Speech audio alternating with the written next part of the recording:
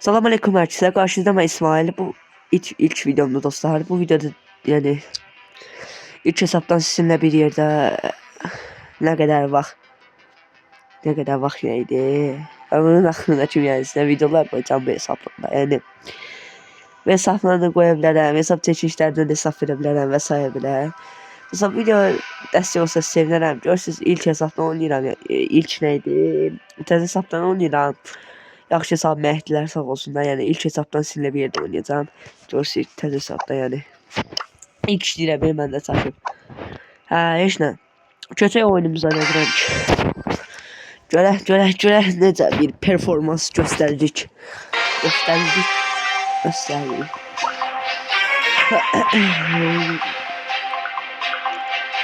Yok mu ne bu oyun bizim değil.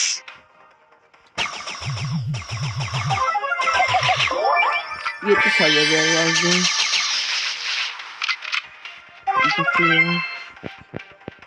Gitti.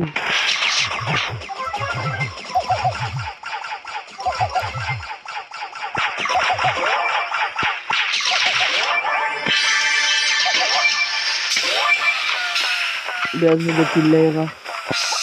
Hayır senin itacak şimdi.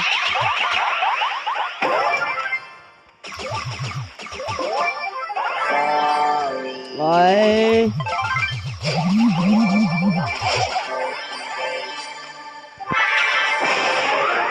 Aşağı. Nasıl oldu? Öyle değil. Bu oldu bence akla kalan. Çünkü canlar akla kaçtı hem. Ya cidden bu sen de estağfurullah. Ya babayla zor yaşlılar bu.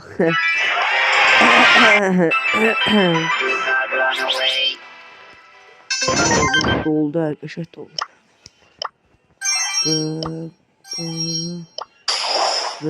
Hiç ne bir poha. Hiç ne jet go. Çiçek oyunu var ha. Mesela video beğen atırsa da abone olsun ve koment atıp dostlarında paylaşırsınız. Ben de sevindim. Size değil. Tabii ki de.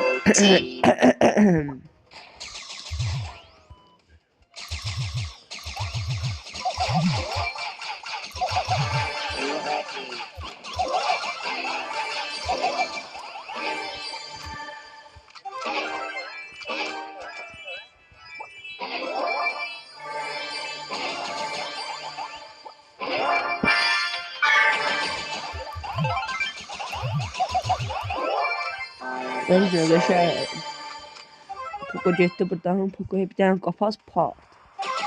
Üniversite partide diye aşağıdalar. Gel.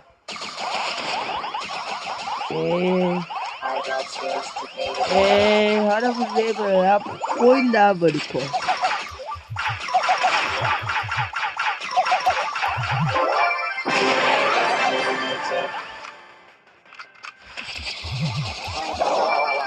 Vuramadım ben. Bu ne oyun oldu ya? Vuramadım. Hey.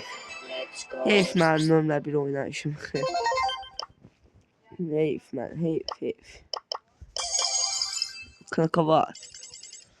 Kanakavat gedək bir oyun. Gedək sən necə etməyir? Nə üçün çox oynamaq üçün elə elədir. Kanakavat neydi? Nakavat. Hamca kanakavat diyelim. Ya bak Deadguard yoktu ya bomba kimi. Elimizden de zehrin girdi.